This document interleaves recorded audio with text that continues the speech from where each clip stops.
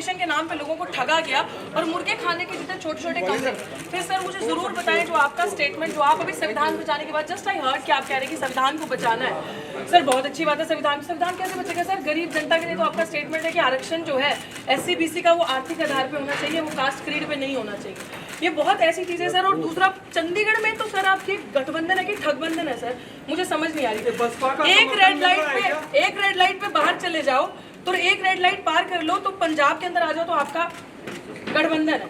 तो ये चंडीगढ़ में कैसा ठगबंधन है सर? वहां पे तो एक दूसरे की आप बुराई करें सर, यहाँ पे आ जाए तो यहाँ पे आप कहते हैं कि हम दोनों एक हैं, हम दोनों को आप वोट दीजिए, हमने इतने अच्छे काम किए। वो झाड़ू वाले अपने वोट गिनाते हैं, यहाँ पे आप अपना काम गिना रहे हैं। लेकिन मैं चाहती हूँ सर, जिन कॉलोनियों में मैं गई सर, आप जिस गाड़ी में बैठते हैं बिस्लरी का पानी पीते हैं, with all due respect sir, उन कॉलोनियों में चलिए मेरे साथ धनास में, चलिए मेरे साथ मलोया में सर, चलिए वहाँ पे पानी की हालत देखिए sir. They can't drink that tubewell वाला पानी, नहर का पानी वहाँ सर कांग्रेस ने बंद करवाया। सर ये किस तरीके की ठगी है जो लोगों के साथ हो रही है? मतलब मैं चाह रही हूँ कि sir I think we should have a good conversation and open debate. जो मुझे नहीं नजर आता कि आज संजय टंडन जी के अंदर इतनी हिम्मत है वो डिबेट कर सके, लेकिन आपने चैलेंज किया। मुझे लग रहा है कि एक नेशनल पार्टी के कैंडिडेट को अच्छे खासे तरीके से एक इग्नोर किया जा रहा है। मुझे लगता है कि हम दम रखते हैं, पोटेंशियल रखते हैं, क्योंकि हम काम के बेसिस पे बात करते हैं। सर मुझे ये 3 चीज़ों का जवाब चाहिए। सबसे पहले तो सर ये जवाब दे दीजिए, जो SC BC के रिजर्वेशन पे आपने बात कही है कि आर्थिक बेसिस होना चाहिए। पहले तो आपका बहुत बहुत धन्यवाद, thank you so much sir, कि आप यहाँ पे आए। आप में ये हिम्मत है, ये शिद्दत है कि आपने अपने आप स्वयंभू आकर हमारी जो प्रेस वार्ता है उसमें शिरकत की। आपका बहुत बहुत धन्यवाद। मुझे अखबार में पता लगा कि शायद जब आपको तोला जा रहा था तो कंडा आपके सिर पे गिर गया था, तो मैं आशा करता हूं कि आप पूरी तरह से स्वस्थ हो। तीसरी बात मैं आपको कहना चाहता हूं, देखिए संविधान में शेड्यूल्ड कास्ट और शेड्यूल्ड ट्राइब्स का जो आरक्षण है वो संविधान में सुनिश्चित किया। उसके बाद जो OBC का आरक्षण है वो एक ऑफिस मेमोरेंडम 1990 में विश्वनाथ, मैंने आपको इंटरप्ट नहीं किया, 1990 में विश्वनाथ प्रताप सिंह जी की सरकार ने निकाला। उसका संशोधन करके 1991 में जब डॉक्टर नरसिम्हा राव की सरकार आई, आप तो शायद दिल्ली विश्वविद्यालय में प्रोफेसर भी हैं तो आप जानती होंगी कि उसका अनुमोदन करके PV नरसिम्हा राव जी की सरकार ने उसको निकाला। और उसके बाद वो मामला सुप्रीम कोर्ट में था और 1993 में सुप्रीम कोर्ट ने उसके ऊपर मोहर लगाई और जो OBC का आरक्षण है 27% उसको अप्रूव किया। इसके अलावा कई ऐसे प्रदेश हैं हिंदुस्तान में जहाँ पे जो आरक्षण है वो 49% से ज़्यादा है, जैसे तमिलनाडु में आरक्षण ऑलमोस्ट 67% है। सो इसलिए जहाँ तक आरक्षण का सवाल है और कांग्रेस पार्टी का स्टैंड है, कांग्रेस पार्टी का और बाकी पार्टीज का स्टैंड बिल्कुल क्लियर है। My stand is absolutely clear. My stand is the stand of the Indian National Congress and so means Indian National Congress जो है, आप सबको देसी भाषा में समझाना चाहती है, वो संविधान के विरुद्ध काम कर रही है, लेकिन संविधान को बचाने की बात कर रही है। वो आरक्षण के विरुद्ध काम कर रही है कि आरक्षण का बेसिस जो है आर्थिक होना चाहिए, आरक्षण का बेसिस आर्थिक होना चाहिए। कि इनका स्टेटमेंट है, मैं आर्टिकल दिखा देती हूँ। ठीक एक दिन पहले, कुछ दिन पहले, बिल्कुल मोहन भागवत का सर प्लीज आपको कमेंट करना बंद कीजिए सर। आप ये बता, सेंसेशन क्रिएट नहीं कर रहे सर, हिम्मत है डिबेट की। तो डिबेट ऐसे नहीं होता। डिबेट कैसे?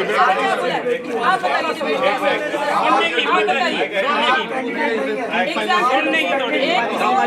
एक तो रिजर्वेशन के खिलाफ बात करनी है सर, वो कैंडिडेट नहीं है। संविधान देखिए, संविधान को बचाने की बात करनी है, बिल्कुल गठबंधन नहीं, गठबंधन नहीं, आम जनता की, वेरी नाइस, आम जनता की नजर में जब पंजाब में आप इलेक्शन फाइट कर रहे हैं, इलेक्शन फाइट बिल्कुल ये है इनकी, क्योंकि इन्हीं लोगों के पार्टी से स्टेटमेंट आती है कि यूपी बिहार के लोगों को चंडीगढ़ से निकाल देना चाहिए, तो ये मायावती जी की स्टेटमेंट है। सुन लीजिए, कि मायावती एक वुमेन का ये लोग रिस्पेक्ट सामने खड़े होकर नहीं कर सकते। और ये मायावती जी पे आप, मायावती जी जब सड़कें नहीं थी ना, वो महिला सड़क पे थी, आप उनके बारे में बात नहीं करें। आप तो चंडीगढ़ में रहती नहीं है, मैं तो पैदा हुआ चंडीगढ़ में। आपको कैसे मैंने पहली बार चंडीगढ़ में देखा।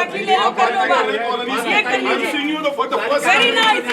ये लोग चंडीगढ़ में रहते हैं, लेकिन चंडीगढ़ की ये लोग चंडीगढ़ के 110 सेक्टर में रहते हैं, चंडीगढ़ की कॉलोनियों में नहीं रहते, चंडीगढ़ की बस्तियों में ये लोग नहीं रहते। ये लोग, इन लोगों ने हमें देखा अभी, ये लोग गठबंधन की बातें करते हैं, लेकिन एक्चुअली अगर हम ठगबंधन इसको कह रहे हैं तो दर्द हो रहा है, because they have never worked, they have in your colonies में, बस्तीज में काम नहीं किया है। तो अभी सिचुएशन ये है कि बहनजी पे टिप्पणी करना, आप ये बता दीजिए, आपकी सरकार नहीं थी, SC/ST सब प्लान पे बता दीजिए क्यों लागू नहीं हुआ? आप बहनजी पे बात कर रहे हैं ना,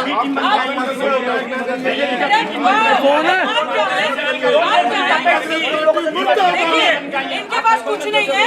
अब हम बीजेपी की बी टीम बता देंगे ये काम पे इट इज ठगबंधन, जनता को ठगना, जनता के लिए काम नहीं करना, कॉलोनियों। ये लोग चंडीगढ़ 1 से 10 सेक्टर का दिखाते हैं, ये लोग बस्तियों का चंडीगढ़ नहीं दिखाते। जो चंडीगढ़ कॉलोनीज में बस्तियों बसता है, डंपिंग जोन खाली बीजेपी की देन थी, कांग्रेस की देन भी थी, और दोनों ही एक थाली के चट्टे पट्टे हैं। दोनों ने गरीबों के लिए कुछ नहीं किया। अब गरीबों के लिए मात्र एक आरक्षण ऐसी चीज थी जिनका उनके साथ अपलिफ्टमेंट हो सकता है। वो सोशली ऑप्रेस्ड, जो बैकवर्ड रह गए, जिनका सदियों से अत्याचार हुआ, जिनके साथ जिनका शोषण हुआ, उनको एक ऊपर उठने के लिए मात्र एक अपॉर्चुनिटी मिली। ये कह रहे हैं कि कांग्रेस का स्टैंड है, इट मींस कांग्रेस का स्टैंड एंटी रिजर्वेशन स्टैंड है, कांग्रेस का स्टैंड दलितों के खिलाफ है, कांग्रेस का स्टैंड बिग बैकवर्ड समाज के खिलाफ है। गिनती करो का ड्रामा करके ये लोग अब ये दिखा रहे हैं कि हम लोग एंटी इन सारी चीजों के हैं। बहनजी पे टिप्पणी करना बदर, इनके पास और कुछ नहीं है, मुद्दों में बात नहीं करेंगे। चलो मेरे साथ उन बस्तियों में, जिन बस्तियों में मैं जा रही हूँ, लोग रो रहे हैं स्किन डिजीजेस से, जो डंपिंग जोन बना है यहाँ पे डड्डू माजरा के पास, लोग रो रहे हैं सांस की बीमारी से, लोगों के पास गंदा पानी, ट्यूबवेल का पानी पी रहे, नहर का पानी किसने नहीं दिया। These are the issues. बड़े बड़े जार्गनाइज्ड लैंग्वेज समझ नहीं आती गरीब जनता को, गरीब जनता जिसका वोट लेके ये लोग सरकारें बनाते हैं, भाजपा और कांग्रेस यहाँ पे। और मैं क्यों ना कहूँ मालिकाना अधिकार इतने देर से सुनिए, मैं क्यों ना कहूँ ये ठगबंधन, जनता को ठग नहीं रहे तो और क्या हो रहा है? सवाल ले लीजिए आप। ऐसा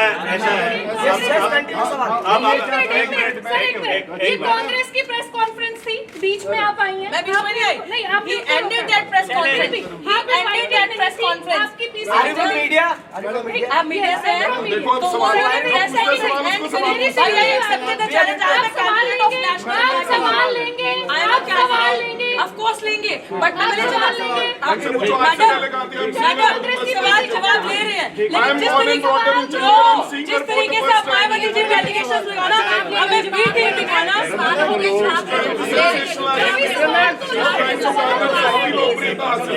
5000 वोट मिलेंगे जवाब तो देखिए ऐसा कि मैं इस बात का स्वागत करता हूँ कि बहुजन समाज पार्टी की जो उम्मीदवार हैं वो यहाँ पे आए, उन्होंने अपनी तरफ से एक राजनीतिक भाषण दिया।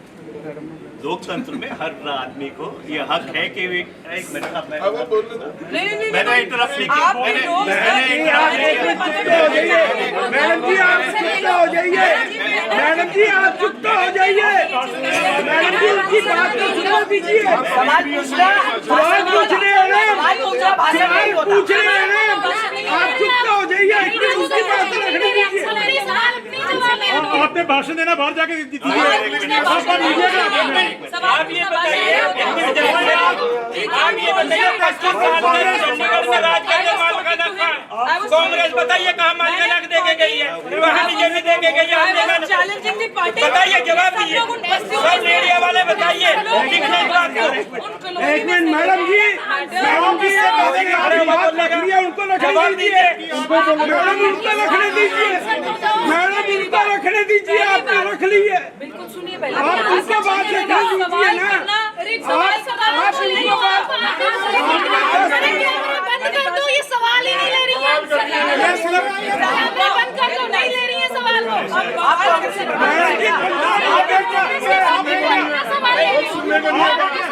सुनिए सुनिए, आपका एप्रिशिएट यहाँ पर आए, लेकिन आंसर तो लेने दीजिए। मोबाइल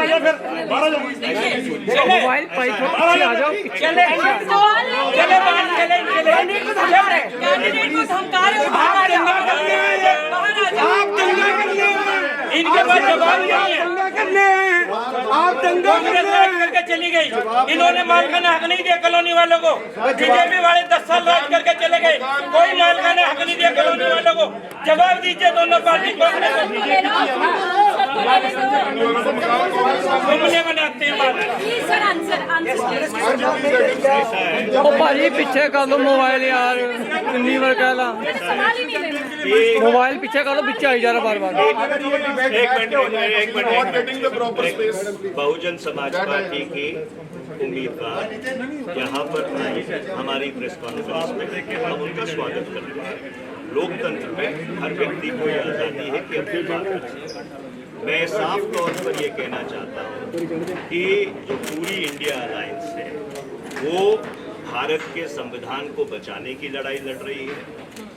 ये लड़ाई लड़ रही है कि 2024 इस मुल्क का आखिरी चुनाव नहीं होना चाहिए।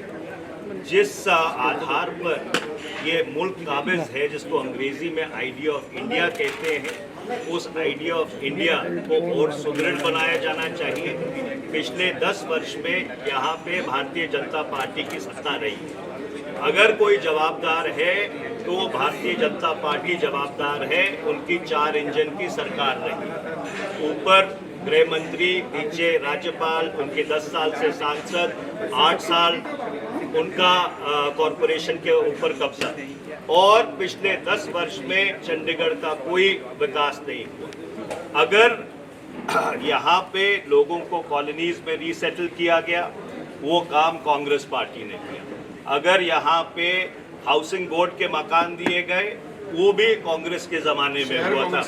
और इससे अगर मैं पीछे जाऊं, ये पंडित जवाहरलाल नेहरू की कल्पना थी कि जब वो यहाँ पे आए और ये चंडीगढ़ शहर की जो सबसे आधुनिक शहर है पूरे हिंदुस्तान में, उसकी संरचना की गई।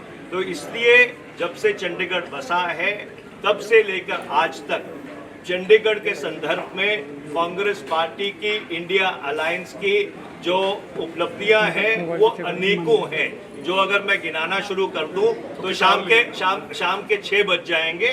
और इसलिए मैं ये कहना चाहता हूं कि इंडिया अलायंस बिल्कुल पूरी तरह से जीत की ओर अग्रसर है। और मैं ये विनती करना चाहता हूं कि जो संविधान की सुरक्षा की बात करते हैं वो कृपया भारतीय जनता पार्टी की बी टीम न बने। आपका बहुत बहुत धन्यवाद। यही बहुत बढ़िया। रुकिए सवाल के जवाब दीजिए। कांग्रेस के प्रत्याशी भाग्य कांग्रेस वाले भाग्य। अब सवाल यहाँ पे ये है कि इन्होंने कहा कि संविधान को बचाना और भारतीय सुनिए, ये जो कह रहे हैं कि हम संविधान को बचाना, SC ST सब